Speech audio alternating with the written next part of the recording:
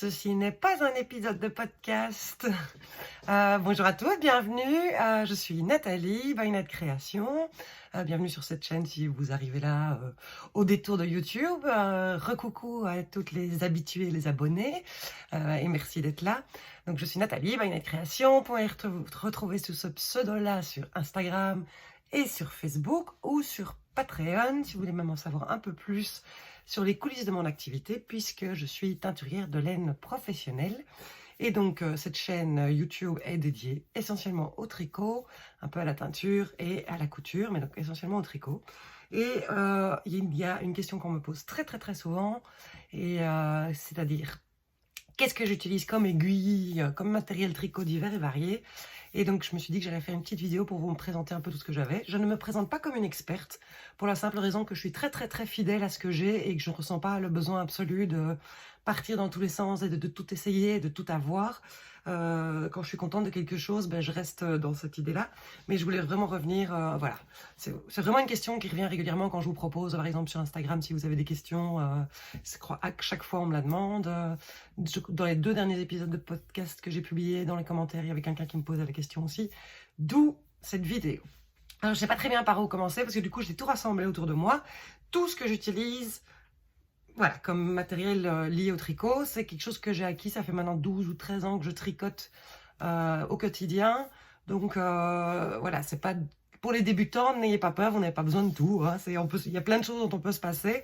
Mais voilà, au fur et à mesure des besoins, des envies. Et puis, il y a aussi le côté... le tricot, c'est mon métier, puisque, voilà, comme je le disais, je suis teinturière de laine. Et donc, il y a des choses que j'ai dont vous n'avez peut-être pas besoin en tant que particulier, mais qui, du coup, me facilitent quand même la vie aussi. Donc voilà, mais je vais commencer par le rebobinage ou la mise en pelote ou en cake des écheveaux. Donc la majorité des laines que j'utilise sont vendues en écheveau. Moi-même, je teins la laine que je propose en écheveau. Et donc, du coup, il faut les mettre en pelote avant utilisation. Ça peut paraître idiot, mais je préfère le préciser parce qu'il y a déjà eu des catastrophes où des gens qui m'ont dit bah zut, je ne l'ai pas fait, je me suis retrouvée avec un gros paquet de nouilles. C'est une catastrophe si on ne remet pas son écheveau en pelote. Au début, moi, ce que je faisais quand j'avais pas de dévidoir et de bobinoir, c'est que j'accrochais mon écheveau sur des poignées de porte dans ma cuisine ou quoi, et puis je tournais autour en faisant une pelote à la main, ou je mettais sur un dossier de chaise, ou autour de mes genoux que je tenais écartés pour tendre les chevaux, et je faisais la pelote au fur et à mesure. Ou sinon, il faut trouver des mains à prêter le temps de faire sa pelote. Bon, ceci dit, quand c'est un écheveau de 200-250 mètres, ça va encore. 400 mètres, ça commence à être un peu long pour la personne qui tient la laine. Et alors, je vous raconte pas, les écheveaux 800 ou 1200 mètres. Je crois que la première laine en écheveau que j'avais acheté, moi, c'était de la Malabrico Lace. Et je me demande si c'était pas 600 ou 800 mètres. Non, j'avais des écheveaux de Drops. Est-ce que c'était pas 1000 mètres la pelote de lait? C'était 100 grammes à l'époque, maintenant je crois qu'ils les vendent en 50 grammes. Et donc je peux vous dire qu'à les 1000 mètres, je les ai sentis passer. Bon, ouais, ça j'avais accroché sur des poignées de porte. J'ai pas demandé à mon mari ou à un de ses fils de tenir la laine. Donc voilà. Donc maintenant j'utilise un dévidoir pour tenir la laine et un bobinoir pour faire mes pelotes. Alors je vais vous montrer. J'ai un dévidoir en bois. Ça c'est le premier que j'ai acheté, qui est toujours celui que j'utilise le plus. Je ne connais plus la marque après, voilà. Voilà. C'est un grand parapluie sur lequel on vient mettre les chevaux à la bonne largeur. Ça s'adapte à la largeur de l'écheveau qu'on a. On vient le visser sur une table. Donc moi, je le mets de l'autre côté de la table et je vais avoir le bobinoir de mon côté. Et voilà, et on vient resserrer ici avec la vis quand on est à la bonne largeur de l'écheveau. Et ça tourne tout seul. Ça, c'est vraiment celui que je préfère. Alors, vous pouvez voir d'ailleurs que je l'utilise énormément. La majorité des petites ficelles ont lâché. C'est pas très grave. Hein. Alors, dans certains cas, j'ai mis des petits colsons, j'ai mis des bouts de laine, mais qui commencent à lâcher aussi. Je crois que j'ai plus une seule ficelle d'origine. Mais voilà, il a déjà bien servi. Il sert toujours bien. Et c'est vraiment celui que moi, je préfère. L'autre que j'ai déjà beaucoup utilisé et que j'utilise énormément, mais ça, c'est plus pour des raisons professionnelles, c'est celui-ci. Alors celui-ci, point de vue prix, on est autour des 40 € a priori. Nid Pro en fait, Skepius en fait, je me demande si c'est pas un Skepius. Donc voilà, pour les Françaises qui regardent, là c'est la marque que vous prononcez Scheepjes ou Scheepjes, voilà, Scheepjes, voilà, qui est la marque hollandaise de laine et de matériel tricot. Donc voilà, alors donc il y a aussi ce système-ci qui est beaucoup moins onéreux, qui va tourner autour des entre 15 et 25 € en fonction de où vous l'achetez. C'est exactement le même principe. Voilà, de parapluie qui va s'ouvrir pour s'adapter à la largeur. Là, on est coincé par une pince. Et alors, on a aussi un système pour l'accrocher à la table. Bon, celui-ci est neuf, donc je ne l'ai jamais utilisé. Il a l'avantage de pouvoir être basculé et être mis comme ceci par rapport à une table. Ça peut être pratique. Honnêtement, moi, j'en ai pas l'utilité, mais ça peut être pratique. Donc, on l'utilise soit comme ça, en fonction de comment on tourne la roulette ici. Et alors, il a une manivelle au-dessus aussi qui permet de le faire tourner si on veut par exemple passer d'un écheveau à un autre ou remettre une pelote en écheveau, genre on avait 4 écheveaux pour un projet, on avait fait les 4 pelotes, finalement on n'a pas utilisé le 4e, la laine se conserve plus proprement en écheveau quand elle reste en pelote, c'est-à-dire dans les pelotes que nous faisons nous-mêmes avec nos bobinoirs, la manière dont la laine est placée dans la pelote, ce qu'on appelle plus un cake. Si elle reste longtemps comme ça, elle va avoir tendance à onduler avec le temps. Et donc le fait de la remettre en écheveau va faire qu'elle conserve mieux et qu'elle ne va pas friser. Voilà, c'est un détail, c'est pas absolument nécessaire, mais bon, ça peut arriver qu'on ait envie de remettre la laine en écheveau. Et donc voilà, la manivelle est utile. Ce qu'il y a juste, c'est que toutes les attaches aux extrémités ce sont des crochets métalliques. Alors ce qui arrive très souvent, c'est que la laine vient se coincer dedans quand on la met, voilà. Donc il faut vraiment faire bien attention, c'est pas toujours pratique. Et alors, on n'échappe pas aux griffes. Moi je me suis déjà griffé les bras, les mains, le visage, enfin voilà. Et alors, ce qu'il y a aussi, c'est que la pince, ici, est munie d'un petit ressort. Et en fait, ce qui m'est déjà arrivé aussi, c'est qu'au fur et à mesure où on tourne, que le poids varie sur le parapluie, la pince lâche et glisse au fur et à mesure, et donc les chevaux est de moins en moins tendus, et donc il vaut mieux être attentif. Donc, en vrai, au quotidien, pour ma laine, j'utilise vraiment beaucoup celui-là. Beaucoup plus, je le trouve beaucoup mieux et je trouve que la différence de prix vaut vraiment la peine. Ceci est beaucoup plus en toc et alors moi j'en ai déjà tué quelques-uns parce que celui-ci en fait je l'utilise pour le rebobiner tous les écheveaux que je teins. Donc tous les écheveaux que je teins, je les rebobine avec une machine que mon mari a conçue. Mais alors j'utilise plutôt ceux-ci parce qu'ils sont plus légers et donc ils tournent plus facilement, ils grincent moins, ils frottent moins et ils tournent plus facilement. Alors que celui-ci, il y a plus de frottement bois contre bois, et donc il est parfois plus dur à faire tourner quand on tourne à grande vitesse sur ma machine. Voilà, mais de reste, je trouve vraiment que ça est beaucoup plus pratique si c'est un usage privé au quotidien. Et moi, ça c'est vraiment, ceux-ci, je les ai parce que c'est plus léger, que ça tourne plus vite. Mais donc du coup, je l'utilise beaucoup, puisque je rebobine beaucoup des chevaux, d'où les blessures. Voilà, mais qui n'ont rien à voir avec... voilà, donc ça, c'est les dévidoirs. Je vais quand même de faire 8 minutes sur deux objets. Et j'en ai 100 étalés devant moi. Cette vidéo va durer des heures. Mais j'en profite aussi pour en parler. C'est des questions qu'on me pose souvent sur les salons, ou même qu'on m'envoie des mails. Et je fais quoi, moi, maintenant, avec mes écheveaux? Donc voilà. Si vous tricotez 3 ou 4 vêtements par an, ça vaut pas la peine. Si vous tricotez, comme moi, j'ai un rythme de plus ou moins un écheveau par semaine au rythme de tricot, honnêtement, ça va vous changer la vie. Ça peut paraître cher à la base. Il faut 40 balles pour ça, plus une trentaine d'euros pour le dévidoir. Mais ça vaut vraiment la peine parce que du coup c'est fait en 3 minutes au lieu d'être fait en 20 minutes. Et, enfin, ouais. Et donc le dévidoir, pardon, excusez-moi pour le bruit. Le dévidoir, moi j'ai celui-ci. Alors je crois que je n'ai plus la boîte, je l'ai aussi depuis très longtemps. Je l'avais acheté sur le site de Laine et Tricot à l'époque. J'en ai moi en stock, mais je ne les ai pas mis sur mon site, mais j'en vends aussi. Mais c'est plus ce modèle-là, mais bon, voilà. Alors, le principe, c'est pareil. On vient fixer ceci sur la table. On a une vis pour ajuster la hauteur par rapport à l'épaisseur de la table. On vient... le fil vient d'en face. On repasse ici dans le petit guide fil. Et puis, on vient le coincer dans les petites fentes ici. Et alors, on a une manivelle qui vient faire tourner et qui forme un cake. Et j'ai évidemment pas pris de cake pour vous montrer. Voilà à quoi ressemble un cake. La forme de la pelote que vous allez obtenir sur cet appareil.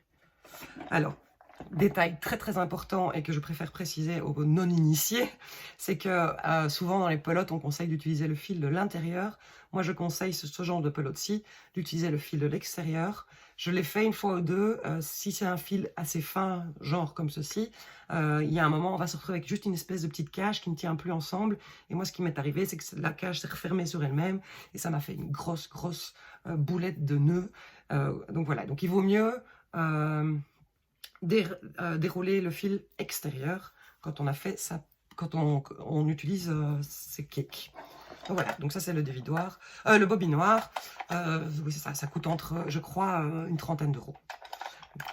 Et alors maintenant, moi j'en ai un électrique qui fonctionne selon le même principe. Je vous ai pas pris le guide fil, mais donc il y a un guide fil qui vient se mettre ici. C'est parce que je fais des pelotes de façon professionnelle, ça ne se justifie pas, ça coûte pas loin de 400 € et donc ça ne se justifie pas pour un particulier, je pense. Donc voilà. Et alors il a un gros désavantage, c'est que ça vibre quand, au fur et à mesure où il fait la pelote. Donc au fur et à mesure la pelote, enfin le cake est de plus en plus lourd, ça vibre de plus en plus fort et de temps en temps il a tendance à éjecter le cake et donc ça fait des catastrophes parce qu'on se retrouve avec le cake qui se retrouve à 10 mètres parce que ça tourne quand même long, avec un long fil qui passe forcément par le guide fil. Enfin voilà, il m'est déjà arrivé de me taper des bonbons fou rire parce que je préfère rire dans ces cas-là que de m'énerver. Mais donc voilà, c'est le même principe mais version électrique. Donc voilà. Maintenant, on a fait nos pelotes, on est prêt à tricoter. Et donc, je vais vous parler des aiguilles à tricoter que j'utilise. Alors, je suis pas, voilà, comme je disais, je suis très fidèle à ce que j'ai. Je ne ressens pas le besoin de changer tout le temps. Quand j'ai repris le tricot, donc j'avais appris quand j'étais jeune sur les aiguilles droites, ça ne m'avait pas plu. Et donc, quand je parle de jeune, j'avais 12 ans, 13 ans, 14 ans, enfin voilà. J'ai appris en fin de primaire, donc ce qui représente à la première année, à la 6e en France. Et donc, j'ai pas aimé. Et puis, avec voilà, je suis la couture, j'avais mon blog couture et je voyais de plus en plus de gens qui tricotaient ou qui se remettaient au tricot ou qui se mettaient au tricot et qui parlaient de ravellerie, d'aiguilles circulaires, de modèles tricotés en une seule pièce et compagnie. Et donc, en fait, je me suis pas du tout repassée. Alors, j'ai été rechercher chez mes parents, dans le grenier de mes parents, il y avait toutes les pelotes d'acrylique de ma grand-mère et toutes ces aiguilles droites. Et j'ai essayé de monter quelques mailles, je ne sais même plus, je crois que je me demande si j'avais pas acheté le bouquin de tricot pour les nuls ou quelque chose comme ça pour voir comment on monte les mailles et tout. Donc je vous parle, il y a une grosse dizaine d'années et l'air de rien, il n'y avait pas tant de tutos, il n'y avait pas tant d'informations à trouver facilement sur Internet. Donc voilà, je me suis débrouillée avec un bouquin, comment on monte les mailles, et donc je connaissais une manière de monter les mailles, et donc voilà, et donc j'ai retrouvé les gestes de base, maille en droit, maille en vert et compagnie, et donc j'ai fait un petit échantillon ou quoi, et je me suis dit ça m'amuse pas, je comprends pas, mais j'ai quand même très envie d'essayer, de voir, enfin voilà, tous ces patrons que je vois passer sur les blogs, et donc je suis allée dans une mercerie acheter une paire d'aiguilles circulaires, que je n'ai même plus, qui devaient être des bêtes aiguilles circulaires de base. Ah mais c'est ça, mais je les ai données à quelqu'un pour essayer, pour commencer. Est-ce que c'était la marque Prime, enfin voilà, c'était un bête câble en plastique avec des aiguilles en plastique au bout. Et voilà, et j'ai fait un châle et j'ai adoré. Et voilà, et donc j'ai directement demandé au Noël qui suivait le kit Nova Metal de Knit Pro. Et c'est toujours ce vers quoi j'ai tendance à revenir. Donc Knit Pro, c'est une marque japonaise qui propose des aiguilles fixes ou des aiguilles interchangeables. Donc, je suis très adepte de l'interchangeable dans le sens où j'aime beaucoup quand je suis, je suis au bout de mes côtes sur mon fil, avec mes aiguilles 3 mm, je dois juste changer mes aiguilles au bout. Quand il faut mettre les mailles en attente, boum, je les mets sur des petits câbles et après je dois pas... Et je dois pas repasser plusieurs fois, je le fais directement au moment de mon rang de mise en attente sur les manches, je les mets directement sur les câbles qui vont directement me servir après, soit à faire les manches, soit à repasser en Magic Loop. Donc j'aime beaucoup le système d'interchangeable. J'ai donc le kit de base Knit Pro, je vais vous le montrer. Alors toutes les aiguilles à tricoter Knit Pro que j'ai sont ici dans ma pochette. Qui est une pochette à aiguilles que j'ai faite moi-même et que j'ai proposée à la vente. Il me reste quelques-unes. Ça, c'était le prototype. Donc, il n'est pas comme les versions qui sont mises en vente. C'est le prototype que j'ai corrigé pour faire les kits, les pochettes suivantes. Et donc, ma lanière n'était pas assez longue. J'ai mis 12 aiguilles dedans. Je savais plus fermer le truc. Enfin, voilà. C'était un prototype, mais c'est quand même celui que j'utilise et j'en suis très contente. En vrai, ben voilà, je le garde roulé comme ça et puis après je le mets dans une trousse. Le principal en fait pour moi c'était que tout soit facilement accessible dans un même récipient, dans une même pochette et surtout qu'il y ait un rabat par-dessus pour éviter que quand il est replié, on se retrouve avec les aiguilles qui glissent dans tous les sens. Parce que je m'étais à l'époque fait une pochette, il y avait un tuto qui circulait gratuitement sur des blogs, mais alors ne me demandez pas. C'était le chat quelque chose. Je me demande, alors c'était un espèce de petit livre. Donc je m'étais d'abord fait cette pochette-là, un petit livre, et pour ranger mes aiguilles. Et en fait, il n'y avait pas de rabat au-dessus. Et donc dès qu'il était dans le mauvais sens, on se retrouvait avec les aiguilles qui valsaient dans tous les sens.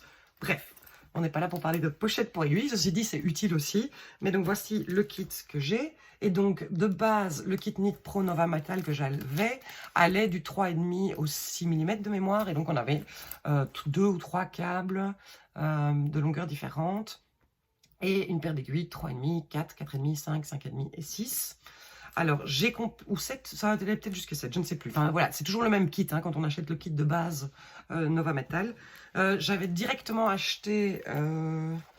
pour compléter mon kit, j'avais acheté les 3 mm. Alors, j'avais pris les symphonies pour, du coup, essayer les aiguilles en bois aussi. Et alors, pour un projet, j'ai eu besoin de... Mais je me demande si ça va même pas jusqu'à 10 mm, parce que j'ai des 10 mm. Et alors, j'ai aussi, en symphonie, j'ai fait un projet un jour en 12 ou en 15 mm. Il faudrait que je vérifie ce que c'est. Et donc, moi, je suis très contente de ce kit. Vous voyez, par contre, je l'ai étoffé au fur et à mesure du temps. Il y a des aiguilles que je n'ai jamais utilisées, c'est-à-dire la rangée du haut, les plus grosses. Au-dessus du 6 mm, je ne suis pas sûre. Oui, c'est ça, j'ai fait un projet en 12. Et je montre si pas le Grande Favorito de Isabelle Kramer qui se tricote en 7. Mais sinon, je tricote énormément en 3,5. Et donc, en fait, j'ai complété, parce que j'ai besoin de beaucoup plus qu'une paire de 3,5. Et alors, je crois que j'ai genre 3 paires de 3 mm, 3 paires de 4, 3 paires de 4,5 et 2. Et voilà, et je crois que oui, c'est ça.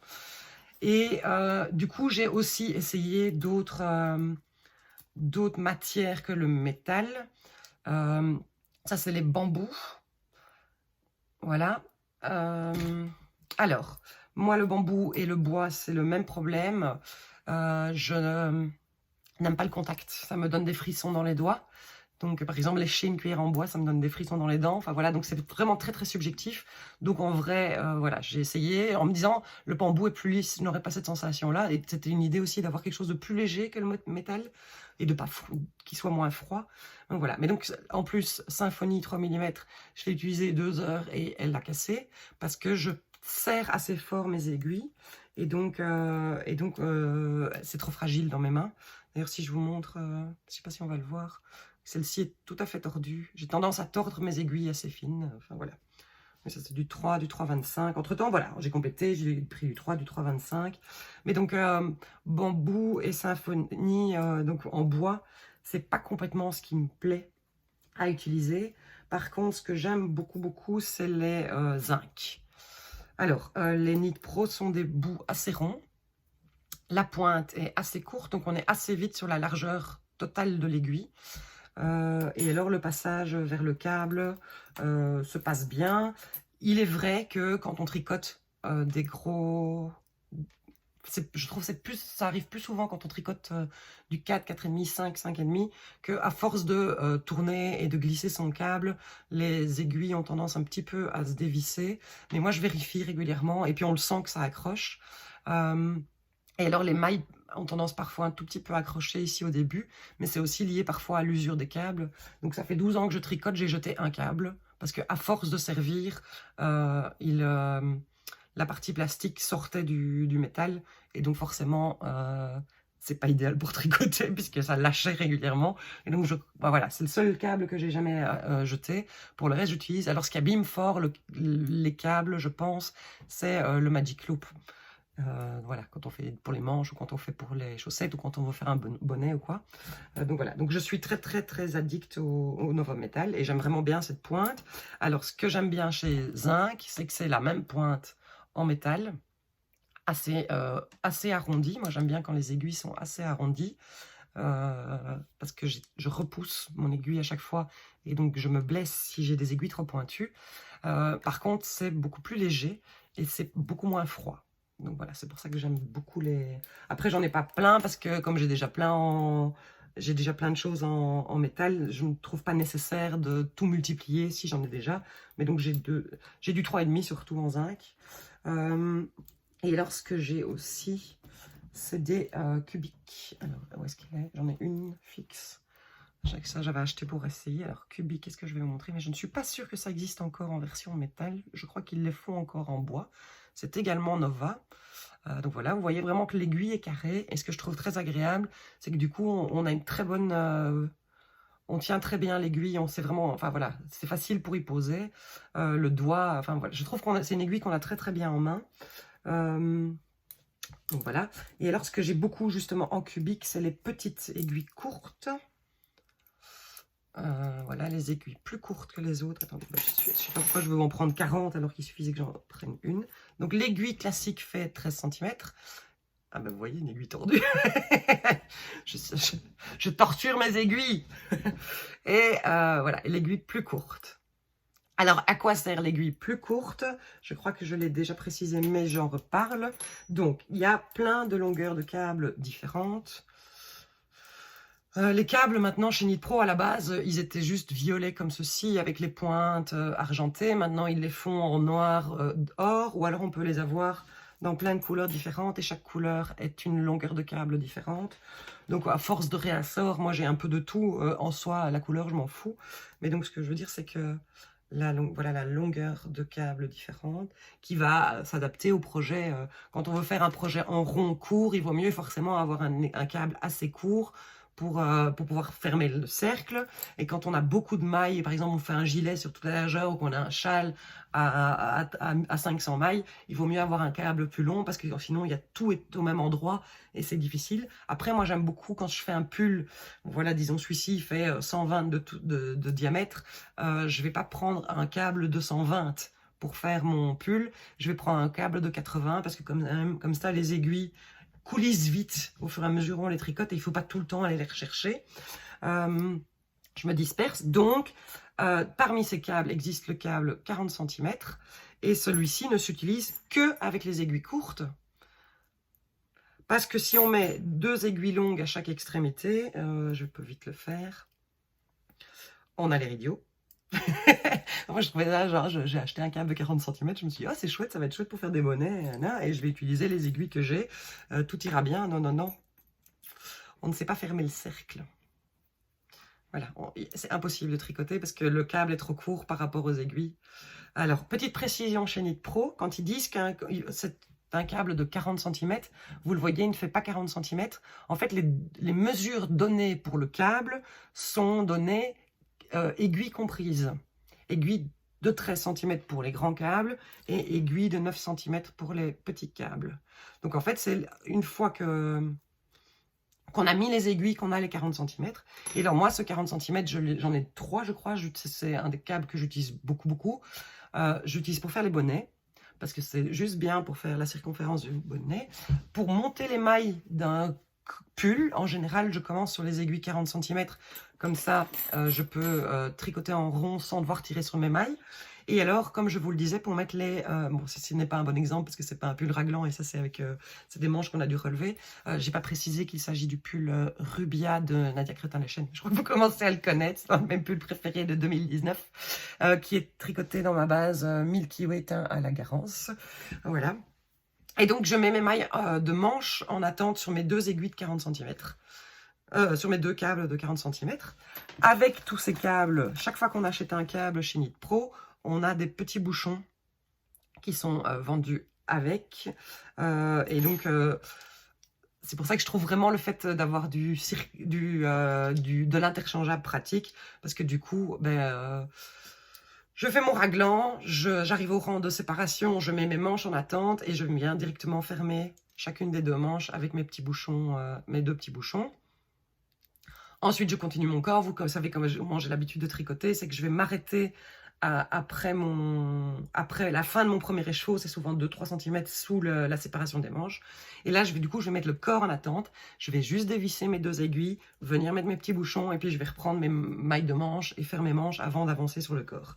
Et donc voilà, je trouve ça vraiment très très pratique. Et alors on a aussi, mais je crois que j'en ai plus, pas sous la main, des aiguilles de serrage, des petites clés de serrage. Mais là, je trouve une...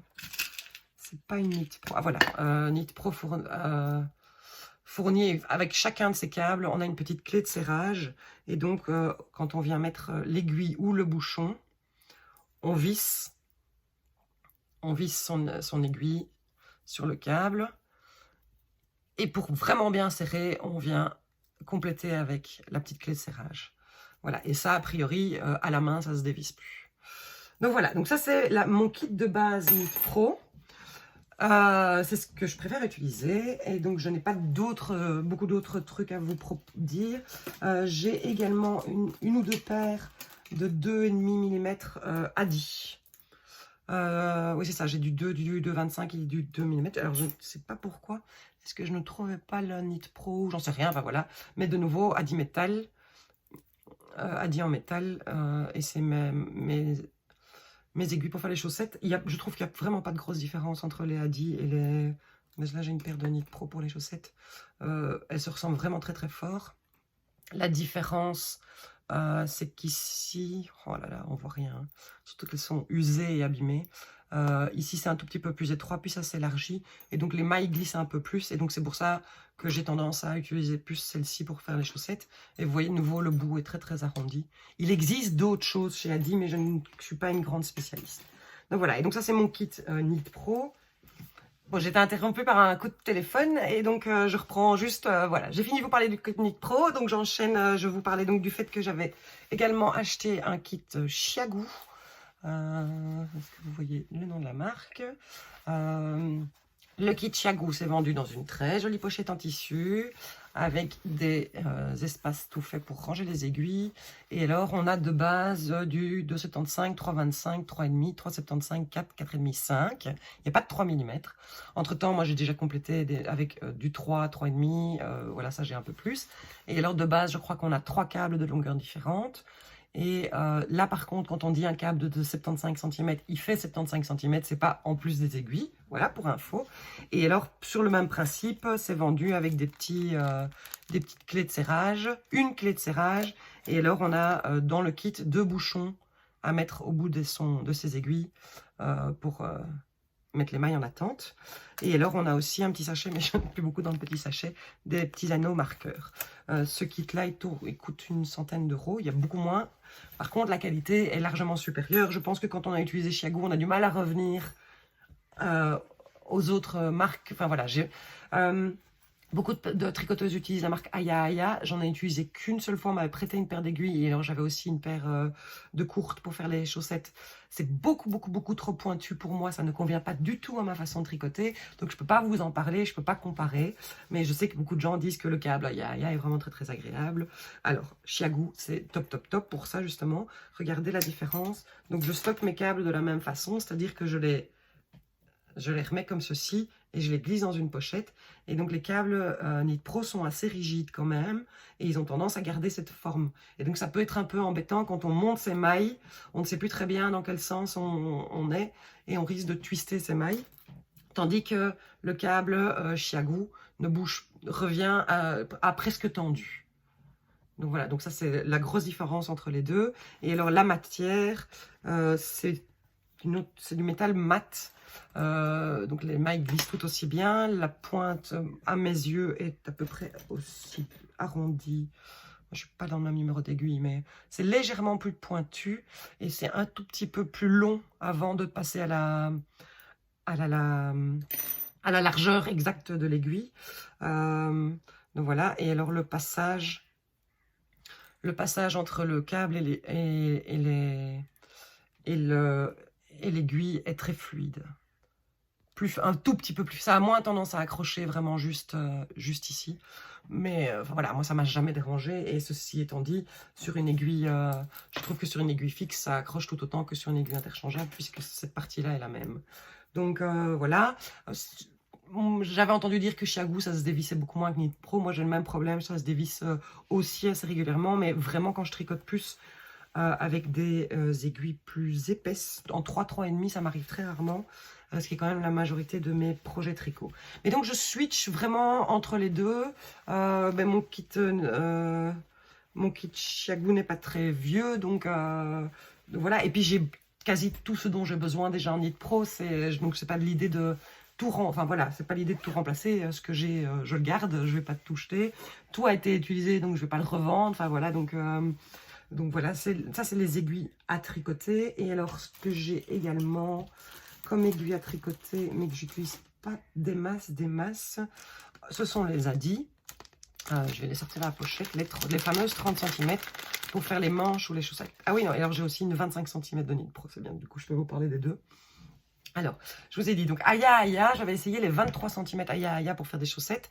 Le premier problème était le fait que c'est très pointu et donc moi ça ne me convenait pas parce que je me blessais vraiment fort au fur et à mesure où je tricotais.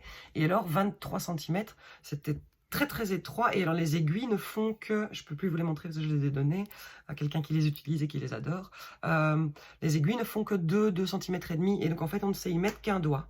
Et moi j'ai besoin de tenir au moins avec 3 doigts pour être à l'aise et pour être fluide dans mon tricot. Et donc du coup ça ne me suffisait pas du tout parce que je me retrouvais sur le câble et c'était pas confortable. Et donc après sont sortis les 25 cm de Knit Pro et donc j'ai acheté cette paire-ci, ça c'est du 3,5 pour essayer. J'aime bien mais sans plus. Voilà, c'est dans l'idée de faire des manches en rond en une fois. Je trouve que, alors là par contre l'aiguille est déjà plus longue, ça me suffit comme largeur d'aiguille, mais ce qui m'ennuie, moi je l'ai déjà expliqué et j'avais fait une vidéo dédiée au fait de tricoter 2 manches à la fois en Magic Loop sur le même câble, c'est que j'aime vraiment mieux tricoter mes 2 manches ensemble pour la simple raison que je fais mes rangs diminution en même temps sur les 2 manches sans devoir prendre de notes, sans devoir réfléchir. C'est j'ai fait 8 rangs, je peux faire une diminution, j'ai fait 8 rangs, je peux faire une diminution et je le fais directement sur les 2 manches que si il y a une fois où je fais 10 rangs, je ferai 10 rangs entre les deux. Enfin voilà, c'est sur les deux. Voilà. Alors, j'ai essayé plus récemment les 30 cm de Adi. Vous le voyez, l'aiguille est encore plus longue. C'est encore plus confortable, ça c'est vraiment confortable. Alors je les ai en 4 et 4,5 parce que je viens de faire plusieurs pulls en 4,5 épaisseur DK, donc avec un échantillon de 18 mailles, autour de 18 mailles ou 19 mailles. Et donc en Magic Loop, je trouve ça plus fatigant pour les mains. Et donc pour toute la partie de la manche qui fait 30 cm, je travaille... Ah non, c'est pas ça. Je les ai commencés en 40 cm, et puis au fur et à mesure au fur et à mesure des... Ah mais non, oui, c'est ça. Vous vous souvenez de mon manteau orange que je vous ai montré dans l'épisode récapitulatif de fin d'année. Le trou de mémoire,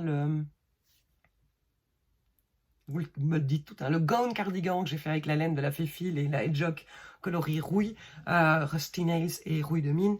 Les manches en fait sont toutes droites jusqu'au poignet et donc c'est un long tube de 40 cm et donc ça j'ai fait avec mes aiguilles 40 cm. Et puis je suis passée avec les côtes qui étaient, donc on resserre très fort et puis on fait les côtes, ça j'étais passée en Magic Loop. Mais par exemple le gilet Edwige, il y a tout un temps où j'ai fait 40 cm et puis quand je n'ai plus assez de mailles pour fermer mon rond de 40 cm, j'étais passée aux 30 cm. Alors, j'aime bien. Je ne sais pas si c'est lié au fait que ce sont des 4,5. J'ai pas essayé les 3,5, je ne sais pas dire. Il y a un truc qui me dérange très fort, c'est que le passage de l'épaisseur du câble à l'épaisseur de l'aiguille est assez bizarre. Et donc en fait, les mailles, je trouve qu'elles ont tendance à avoir du mal à arriver à la bonne taille. Je ne sais pas si vous voyez. Donc elles ont tendance un petit peu à coincer à cet endroit-là. Après pour le reste, voilà, moi ça me convient très bien, des bouts bien ronds, voilà. Elles m'ont déjà servi, voilà, ces temps-ci, j'ai fait d'affilée 4 ou 5 vêtements en 4,5 et donc elles ont beaucoup servi. J'ai acheté les 4 et les 4,5 pour 4 pour le corps, je dirais, et enfin voilà, pour la manche, et 4,5 pour les côtes. L'inverse d'ailleurs. Donc voilà, donc ça ce sont les aiguilles à tricoter que j'utilise. Je suis sûre que les gens qui m'avaient posé la question, ils sont là, mais bon, je voulais pas une vidéo d'1 heure, quoi. Mon reste de matériel. Alors, j'utilise aussi des aiguilles double pointe. Bizarrement, celles-là, je les aime en bois. La majorité que j'ai sont des Hadi en bois. En général, je fais mes échantillons sur mes doubles pointes. Je sais que c'est pas idéal, qu'a priori, il faut utiliser la bonne aiguille, la même aiguille que Anna. Mais alors, j'aime bien, pour les échantillons, faire ça sur des doubles pointes. Donc, j'ai des doubles pointes en 3, 3,5, 4, 4,5, 5, 5,5. Et alors, dans mes aiguilles double pointe, je les range dans une ancienne trousse de secours d'une voiture, qui doit être la trousse de secours soit de mes grands-parents quand j'étais petite, soit de mes parents quand j'étais petite, que j'adore. Donc voilà, puis ça fait plein de bruit, ce qui est très agréable quand vous regardez une vidéo, enfin quoi qu'il en soit. Et alors je range mes précieuses aiguilles circulaires. Quand on a beau dire que les aiguilles circulaires c'est la modernité, ceci appartenait à mon arrière-grande-tante qui est décédée quand je devais avoir 7 ou 8 ans, je dirais, ouais, début des années 80. Donc voilà, et qui avait coûté 4,60 francs. En francs belges, ça fait 10-12 cents. 12 cents d'euros. Voilà. En vrai, je les ai jamais utilisés. J'ai trop peur que le câble soit tellement vieux qu'il soit complètement rigide. Je les ai jamais sortis de l'emballage. Et vous voyez, là, elles étaient coudées. Et je me demande si les premières que j'avais utilisées n'étaient pas coudées aussi. Et je trouvais ça pas complètement agréable. Mais bon, voilà. C'est mon... l'histoire de ma famille en aiguille. Donc elles sont rangées, voilà. Alors, reste du matériel, je vais quand même un tout petit peu accélérer. Les aiguilles à torsade. Alors, les aiguilles à torsade classiques, ce sont celles-ci. Alors là, j'ai récupéré les aiguilles à torsade de ma grand-mère, puisque j'ai récupéré tout son matériel tricot. Ça, j'utilise... voilà, et alors j'en avais acheté, parce que alors je sais pas pourquoi les aiguilles à torsade je les perds en permanence, et donc j'avais acheté un kit de mémoire, ça c'est Knit Pro qui fait, j'en ai 3 tailles différentes mais je n'ai plus que celle-là, enfin, voilà, tout va bien. Mais par contre ma nouvelle révélation au niveau des aiguilles à torsade, c'est Clover qui fait ça. Ce sont des crochets en forme de U. Ça sert à rien que je vous montre toutes les tailles, surtout pas, elles sont même pas là toutes les tailles, parce que j'en ai une que je viens d'utiliser. Elles sont vendues par lot de 3. Et il n'y a pas de taille de truc, mais donc ça c'est celle que je vais utiliser quand je tricote en 3, 3,5. Non, plutôt ça, voilà. 3, 3,5, 4, 4,5, et ça c'est au-dessus de 5. Voilà. Et donc en fait, ce qui se passe, c'est qu'on vient glisser les mailles qu'on laisse en attente sur le, enfin voilà, qu'on laisse en attente sur la petite partie de l'aiguille, et alors on va les laisser pendre devant ou derrière le temps de tricoter les mailles suivantes, et puis après on continue à tourner et on a une grande partie qu'on tient bien en main pour tricoter. Ce que je trouve avec ce système-ci, c'est que souvent il a tendance à quand même glisser, à être embarqué par son propre poids, et donc on se retrouve à perdre les mailles de sa torsade. Et donc tandis qu'avec ce système-là, ça ne m'est jamais arrivé, et j'aime vraiment vraiment beaucoup, je trouve ça vraiment très très chouette. Et donc c'est Clover qui fait ça. Moi je les vends au prix de 4 € pour 3. Et donc on a soit ce lot-là, soit... c'est ça, il m'en manque une, mais je ne sais pas de quelle taille. Oh, alors celle-ci, mais ça, j'ai pas, moi, en stock. C'est encore plus épais. Celle-là, je ne l'ai jamais utilisée. C'est du... Et je me demande si ça, ce n'est pas... Il n'y en a pas que 2, non, c'est plus épais. Mais donc ça, c'est pour les tricoter en 8-9 mm. Donc ça, j'aime vraiment beaucoup. Ce que j'utilisais énormément avant de découvrir les câbles 40 cm, ce sont les trucs pour mettre les mailles en attente. J'en ai plein. Voilà, ça c'est Knit Pro, ça c'est ceux de ma grand-mère. Voilà, il y a ça que j'ai retrouvé aussi. Toujours le même principe, hein. Donc du coup, sur ce système-là, on vient mettre... En fait, j'ai jamais mis sur un fil ou sur quoi, j'ai toujours utilisé ça, puisque j'avais retrouvé ça dans les affaires de ma grand-mère. Et donc, on vient mettre les mailles en attente. Ce qu'il y a, c'est qu'il n'y a pas de changement d'épaisseur et tout ça, et donc elles sont plus difficiles à... Comme je suis très paresseuse, moi, je ne reprenais pas mes mailles après sur un câble, et puis je tricotais. Non, je retricotais à partir de ceci. Et donc, du coup, comme c'est assez fin, c'est quand même pas idéal. Mais bon, c'est assez pratique, je trouve. Ça fonctionne assez bien. Et le plus étroit, par contre, je trouvais qu'il avait tendance à souvent s'ouvrir. Ceux-ci sont plus sécurisants. Ouais. Voilà. Et c'est plus joli aussi parce que c'est en couleur. Il y en a un bleu et un rose. Donc voilà, ça c'est matériel de base. Ce que j'ai toujours... Alors, à côté de mes 2 pochettes, j'ai une trousse zippée dans laquelle j'ai les jauges. Alors, les 2 kits et le Nit Pro et le Chiago étaient vendus également avec une jauge qui permet de mesurer l'échantillon. J'aime beaucoup la Nit Pro parce que vous voyez, il y a le 10 cm est mis en... Voilà, et je trouve pratique d'avoir cet effet loupe pour compter ses mailles. Et on a un côté inch et un côté centimètre, voilà. Et alors, on a les aiguilles. Alors, ce que j'ai pas précisé, c'est que les Nit Pro, il n'y a pas les numéros sur les aiguilles, tandis que sur les... Si, pas sur les métals. Sur les zinc, c'est écrit, et sur les bambous aussi. Sur les Chiago, le numéro est pyrogravé sur chaque aiguille, donc ça c'est assez pratique. Par contre, voilà, j'ai passé la quarantaine, j'ai la vue qui baisse, et donc ça ne me suffit plus, parce que dès qu'il fait un peu sombre, je ne vois plus mon numéro. Et donc voilà, et donc ça c'est la jauge qui est vendue avec... qui est vendue dans le... Enfin, qui fait partie du kit Chiago. Et donc là, on a, on a juste des centimètres. Ah non, on a... Excusez-moi, on a centimètres et inch aussi. Par contre, on n'a pas... voilà, j'aime vraiment bien ça, j'utilise pas mal. Elle se vend aussi de façon indépendante. Et alors, ce que j'ai comme autre jauge, c'est ceci. Prime fait ceci. C'est très très bien pour les nuls en... règle de 3 comme moi je peux l'être. Alors c'est pareil, on a les aiguilles, des trous pour mesurer toutes les aiguilles. Vous les voyez là. Et alors, on a un système de calculateur donc qui fait la règle de 3 à notre base, donc à notre place. On a le truc pour mesurer l'échantillon en hauteur, en largeur. Et alors, c'est, ok, j'ai 19 mailles. Si je veux 40 cm de largeur, il va falloir que je monte 76 mailles. Voilà, et il le calcule à notre place. Voilà. Donc, c'est très très bien pour les nuls en... Et alors, voilà, donc je veux 42 cm, ben, je vais regarder ce que font 40 cm et 2 cm, et j'additionne, et j'ai le nombre de mailles que je dois monter pour soit adapter, soit pour... voilà. Par contre, ça, c'est tout en centimètres, puisque prime, si je me souviens bien, c'est allemand. J'espère ne pas dire de bêtises. Mais ça, c'est pas mal pour les nuls en maths comme moi. Même si j'avoue que je n'utilise pas énormément, parce que j'ai quand même tendance à me faire confiance. Soit à pas du tout faire d'échantillons et avoir des catastrophes internationales, soit... en toute proportion gardée. Soit, voilà, si je fais... Voilà, sinon je suis le patron et je tombe bien. Et puis, voilà, quand je tricote la fingering, c'est souvent la même type de laine, donc... voilà. Alors, mes autres indispensables sont les aiguilles à rentrer les fils. J'ai ceci de Nit Pro, mais je ne sais pas où est l'autre. Elle doit être dans la pochette parce que c'est très rare. Il y en avait 3, j'en ai perdu une, c'est vendu par 3. C'est assez sympa comme système. C'est très agréable, le bout est très rond et on y passe très facilement le fil. Par contre, du coup, il a vite tendance à ressortir dans l'autre sens. Mais voilà, ça c'est pas mal. Et sinon, j'ai récupéré des aiguilles à repriser ou des aiguilles à tapisser, à tapisserie dans les trousses de mes grandes tantes et de mes grands-mères.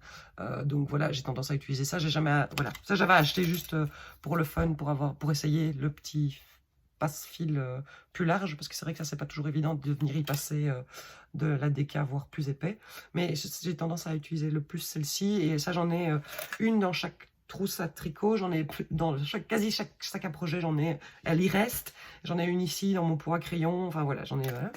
J'ai en permanence sur moi 1 ou 2 crochets 3,5 pour les mailles perdues. Je trouve qu'il n'y a rien de plus facile pour aller récupérer une maille qui va filer, c'est de la remonter au crochet. Donc j'ai toujours des crochets 3,5 sur moi. J'ai des anneaux marqueurs. Alors, je ne suis pas une hystérique de l'anneau marqueur, ça je vous l'ai déjà dit. Je n'aime pas les anneaux marqueurs qui pendent. Alors, on m'en a offert, donc je les ai. Je les ai mis dans cette jolie petite boîte en bois qu'elle m'avait offert mon ami Delis Winter. Et donc, j'ai quelques anneaux marqueurs qu'on m'a offert. Mais je les utilise pas tant que ça, j'avoue. C'est souvent ceux, alors je vais utiliser quand il faut un anneau marqueur différent pour marquer le début de rang. Je vais utiliser celui-là. Bah, d'ailleurs, il y a un truc que j'utilise énormément, mais je ne l'ai pas parce qu'à mon avis, ils sont en cours d'utilisation. Bref, c'est pas grave, j'y reviendrai. Mais donc voilà, s'il faut un anneau marqueur différent en début de rang, je vais mettre un anneau qui pendouille, mais c'est vraiment pas ceux que j'utilise le plus. Ceux que j'utilise le plus, ils sont tous en cours d'utilisation, mais c'est Nit Pro qui fait ça. Alors, il y a les très très gros que j'utilise jamais, mais c'est vendu en pack, tous ensemble, des anneaux marqueurs, ce sont des bétrons en plastique. Voilà, et alors il y a des plus petits, mais est-ce que j'en ai? À mon avis, j'ai pas de tout petits.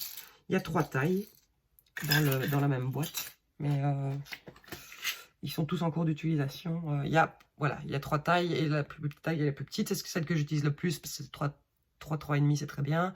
Ça, c'est ce que je vais utiliser à partir du 4,5 et ça, j'ai jamais utilisé. Et alors, dans le kit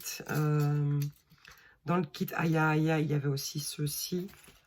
Dans le kit Aya Aya, dans le kit Chiagou, il y avait genre 6 marqueurs comme ça et rose que j'aime beaucoup moins parce qu'ils sont plus larges. Le plastique est plus large et surtout ils sont plus épais et donc je trouve qu'ils commencent à être tellement épais qu'on remarque qu'il y a un... Enfin, voilà, comment expliquer? La tension entre là où il y a le marqueur, la tension n'est pas bien respectée. Et alors, ce que j'ai aussi comme anneau-marqueur, c'est les Merchant Mills. Où est ma boîte? Normalement, elle est toujours sur mon bureau, ici. C'est une boîte de Merchant Mills. C'est des petites... voilà. Ça, j'utilise pas mal aussi. Genre, je suis en train de faire une patte de boutonnage, mais avec dans un gilet où la patte de boutonnage est intégrée au fur et à mesure du tricot. À chaque fois que j'ai fait ma boutonnière, je vais mettre une de ces petites épingles. Voilà, l'avantage c'est que par rapport à une... Avant, je mettais des épingles à nourrice. C'était difficile. Avant, je mettais des épingles à nourrice parce que j'avais que ça. Et le problème, c'est que les mailles avaient tendance à venir s'enrouler là au-dessus ou à venir se coincer là-dedans et c'était une catastrophe. Là, c'est vraiment conçu pour, c'est vraiment super pratique. J'aime vraiment beaucoup et ça, c'est une boîte. Elle devrait être là, hein. Elle était là toute la journée parce que je l'utilise également en couture. Mais évidemment, au moment où je vais vous la montrer, je ne sais plus s'il y en a 100 ou 500 dedans. Ben ça, c'est incroyable. Ah ben elle est là. Ah ben, c'est parce que j'ai rangé. Voilà, donc c'est une petite boîte comme ça. Et il y en a, c'est pas écrit, un peu près 100. Donc voilà, mais j'en utilise partout, tout le temps. Donc voilà. Et en fait, en général, dans chaque sac à projet, j'ai ceci. C'est-à-dire quelques anneaux marqueurs épingles et une clé. Les clés de serrage de Nipro vont sur Chiagou et vice versa. Donc voilà, donc j'ai ça dans... Et alors, en général, accroché par une épingle à nourrice dans mon sac à projet. Intelligente la fille. Donc j'ai ça dans chaque projet. C'est pour ça aussi que mon matériel est un peu dispersé. Alors, autre outil. Ça fait quand même long comme le contre-rang. Je suis très classique au niveau du contre-rang. Moi, je suis très très addict de ceci quand on tricote en tout droit. Un bête contre-rang dans lequel vient se glisser l'aiguille et qu'on tourne au fur et à mesure des rangs. Voilà, ça va que jusqu'à 99, mais bon, c'est rare qu'on ses rangs jusqu'à 99. Voilà. Parfois, il y en a qui ont des petits défauts, c'est-à-dire qu'il va y avoir une vis qui est plus large que l'autre et qui va avoir tendance à tourner malgré soi. Alors moi, j'ai du bol, j'en ai 5 ou 6 des comme ça. Il y en a un sur lequel c'est le cas. C'est la vis des dizaines. Donc, je laisse rarement mes projets en attente très très longtemps. Et donc, du coup, je sais que je n'ai pas fait 20 rangs depuis la veille au soir. Donc, c'est pas logique que je sois 20 rangs plus tard. Donc, voilà. Mais alors, je ne l'ai pas parce qu'ils sont tous les deux en cours d'utilisation. Il existe aussi ce système-ci avec une boucle anneau marqueur. Et donc, c'est souvent quand je tricote en rond, ceux-là que j'utilise pour marquer le début de mon rang. Et donc, du coup, je suis au début du rang, pouf, je peux rajouter. Alors, je compte pas mes rangs dans tous les projets, je compte mes rangs quand il y a un motif. Et donc, si j'ai une longue session de teinture, par exemple, un motif comme celui-ci qui va se répéter, je ne sais plus si c'est 8, 10 ou 12 rangs, à force de les faire, je sais où j'en suis. Je savais voilà, si j'avais 1 heure devant moi et que j'allais tricoter mon truc, je compte dans ma tête rang 1, rang 2, rang 3, parce qu'au fur et à mesure, de toute manière, où je suis en train de faire mon motif, je sais où j'en suis et je sais quel est le prochain rang que je dois faire. Mais par contre, je vais toujours bien mettre le rang auquel je suis arrivée à la fin de ma session de tricot. Oui, je parle de session de teinture, mais c'est session de tricot. Quand c'est un motif qui est sur beaucoup plus de rangs, par contre, forcément, je fais bien attention de le noter, de l'indiquer, genre mon châle Midsummer Rose, quand on arrive au bout des 1000 mailles, je peux vous dire que là, je tourne la petite truc. Voilà. Autre outil que j'utilise beaucoup, c'est peut-être le dernier dont je vais vous parler. Oui, je crois que c'est ces 2 petits objets-ci. Voilà, qui sont des guides fils pour le jacquard. Alors, je tricote uniquement de la main gauche, ce qu'on appelle à la continentale, mais qui s'appelle aussi à la suisse, à l'allemande. Voilà, qui n'est juste pas à la française, ou à l'anglo-saxonne. C'est comme ça que ma grand-mère tricotait, donc moi je me suis jamais posé la question quand je me suis remise au tricot. Spontanément, je me suis mise à tricoter avec ma main gauche. Je tricote... Enfin voilà, je tricote sans bouger les doigts du tout de la main, à l'endroit. À l'envers, je fais un truc bizarre où il y a la moitié de ma main qui bouge, mais bon, voilà, c'est ma manière de tricoter pour avoir la bonne tension, parce que si je tricote juste avec ce doigt-là à l'envers aussi, ma tension n'est pas du tout suffisante. Quoi qu'il en soit, du coup, le jacquard à deux mains, je ne comprends, en fait, mon cerveau ne comprend même pas les mouvements. Pourtant, je suis droitière, hein, mais je suis complètement incapable de tricoter de la main droite, parce que genre, je viens poser mon fil, et puis je perds mon aiguille, et puis enfin voilà, si ma main est occupée de tenir l'aiguille, elle ne sait pas en même temps aller mettre le fil sur l'autre aiguille, c'était pas possible. Donc, guide fil pour le jacquard. Les deux fonctionnent selon le même principe. Ça, c'est le Clover ou Aya, je ne sais plus. Et ça, c'est Prime. Je ne sais plus lequel j'ai eu en premier. Voilà. Le principe, c'est qu'on ouvre et on a 3 petits espaces pour venir, mais c'est plus facile, je vous montre comme ça, 3 petits espaces pour venir mettre les fils. Et donc, voilà. Et ici, même principe, on glisse et on vient mettre les fils. Celui-ci a un petit défaut, c'est que la petite vis ici au bout a tendance à ressortir au fur et à mesure où on tricote, voilà. Moi, je vérifie régulièrement que ma vis est au bon endroit. Hop, voilà, et régulièrement, je viens repousser sur ma vis et il n'y a aucun problème. Et donc, l'avantage, c'est que du coup, ben, alors je tiens...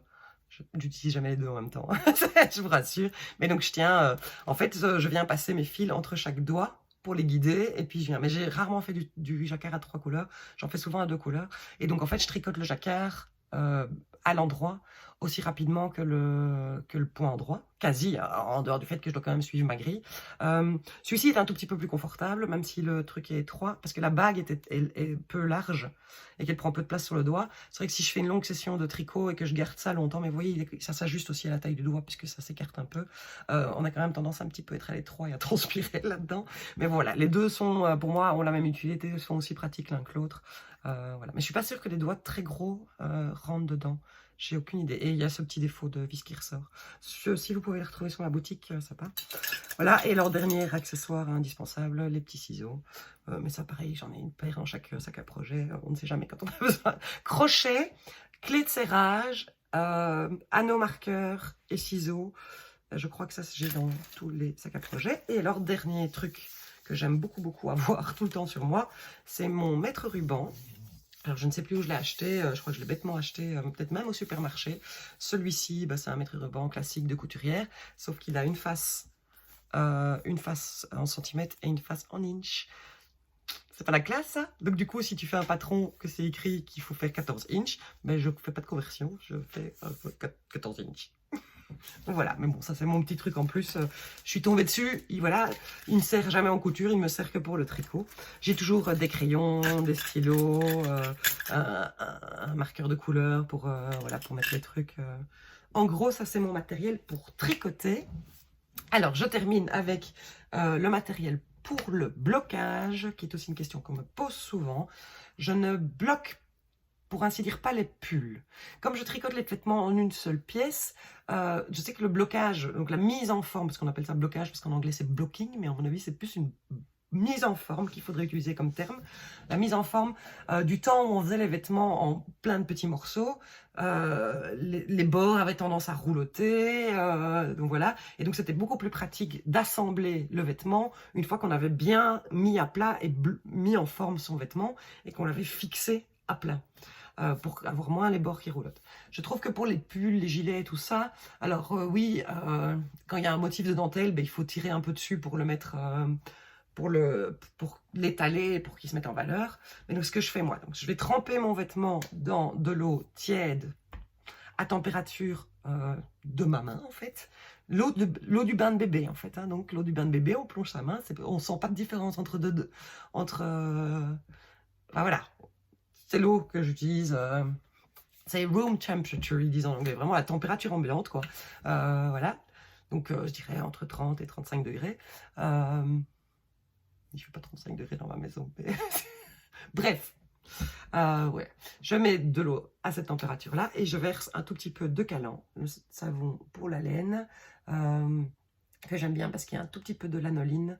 Et donc, il faut utiliser donc, la bouteille là pour un particulier. vous tenez un an et demi ou 2 ans avec. Il faut une cuillère à café par vêtement si vous l'avez à la main. Donc c'est vraiment chouette. Moi j'utilise ça aussi pour laver tous les écheveaux que je teins et j'utilise moi d'une bouteille par mois. Donc je lave avec plusieurs savonnets différentes, mais mon dernier lavage c'est ceci parce qu'il a un énorme avantage. On ne doit pas le rincer. Donc voilà, et il y a plusieurs senteurs.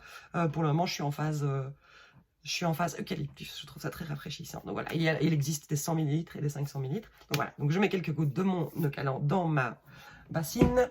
Et puis je vais mettre mon vêtement à tremper, si c'est un vêtement, ou si c'est un châle. Dans ce cas-là, je fais la même chose. Le vêtement, je vais le tordre, je vais le presser, ne jamais tordre, parce que c'est quand elle est mouillée que la fibre va se déformer. Et donc je le presse pour retirer un maximum d'eau. J'ai une essoreuse, 3800 tours pour essorer ma laine. Donc je mets mon vêtement ou mon accessoire dans mon essoreuse et j'essore jusqu'à ce que ce soit quasi sec. Avant d'avoir une essoreuse ou quand c'est un bonnet, qu'est-ce que je fais? Je prends une grande serviette de bain bien moelleuse, bien épaisse, j'étalais mon vêtement, pas de façon définitive, je repliais la serviette, je la roulais et alors je serrais très très fort ou je marchais carrément dessus pour retirer un maximum de l'eau. Parce que le vêtement n'a pas besoin d'être trempé pour venir en forme, il faut qu'il soit humide. Mais humide, il faut que ça reste un quart d'heure, 20 minutes pour que la fibre ait vraiment le temps de s'humidifier à cœur. Le vêtement, je vais ensuite le mettre sur une autre serviette bien à plat et je vais vraiment faire en sorte que tout soit à sa place, qu'il n'y ait pas de plis qui soient formés, que tout soit bien tendu, que le bas soit bien parallèle, que les manches soient bien plates, que les épaules soient au bon endroit, que là. Si c'est un gilet avec des pans, ben faire en sorte que les pans tombent bien au bon endroit. Et donc voilà, je referme ma serviette et pareil là je vais la rouler assez serrée et en général je la dépose sur un radiateur. Ne le dites à personne, normalement on peut pas. Mais bon, voilà. C'est comme ça que je fais. Je bloque rarement un vêtement comme il faut avec des épingles dans tous les sens.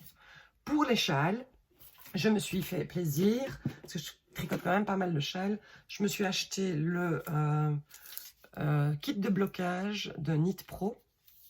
Est-ce qu'on voit que c'est Knit Pro aussi ça? De Knit Pro. Est-ce vraiment utile d'avoir ça plutôt que des barres métalliques? Ce sont des tiges en acier, en inox, stainless steel, inox, inoxydable, oui, inox, en inox, parce que forcément, il ne faut pas que ça rouille. Je me souviens d'avoir fait, j'ai une fois bloqué un châle avec, j'avais parmi les aiguilles à tricoter de ma grand-mère, ben, il y avait ce genre de truc comme ça, tout fin, je ne sais pas du tout à quoi ça servait, ils étaient une dizaine de 30 cm et donc j'avais bloqué tout mon châle avec ça et en fait c'était en métal et donc ça a tout rouillé le long. Et alors ce qui est amusant c'est que c'était teinture naturelle et donc c'était, je crois que c'est mon Good Vibes qui était teint au chêne. Et donc du coup le chêne est très très sensible au métal et donc tous les petits points qui étaient en contact avec les tiges métalliques de ma grand-mère, il y a un petit point noir. Parce que forcément le chêne a fait une réaction chimique sur le métal, et voilà, combiné avec les. Et donc ça, il s'agit de plein de barres qui ne sont plus du tout droites dans mon cas, mais comme ceci. Il y a cette longueur-là, il y a une longueur un peu plus courte, et c'est vendu avec des épingles. Et donc pour un châle, je trouve vraiment pratique. Je vais d'abord mettre, donc si c'est un châle en demi-lune, ben, je vais venir glisser allez, je glisse comme ça sur le haut de la bordure, par exemple, tous les 3 mailles à peu près. Et puis je continue avec un deuxième câble. Je fixe ça sur un tapis de yoga ou sur un matelas non utilisé avec deuxième kit de blocage de Knit Pro, qui celui-là est très pratique aussi pour les gens qui aiment bloquer les vêtements. Donc c'est une boîte comme ceci avec ces trucs avec des dents. Pas droite, avec des dents très très très à garder hors de portée des enfants parce que c'est vraiment très, il y a moyen de bien se blesser avec ça. Voilà, et dans la boîte il y a des larges et des plus étroits et donc je viens bloquer le haut de mon châle avec mes petites brosses à dents dans le matelas ou dans le tapis, et puis en fonction de la forme du châle. Donc si c'est un châle qui va être juste arrondi sans bordure, ben, je vais venir de nouveau passer des câbles dans tout le bord du châle et je vais venir tendre au maximum de nouveau avec ceci. Si c'est un châle avec une bordure, c'est pour ça que j'aime beaucoup les bordures en picot ou les bordures en dentelle, je vais venir, j'ai des épingles toutes simples, mais je prends celles-ci parce qu'elles sont faciles à retrouver dans les matelas.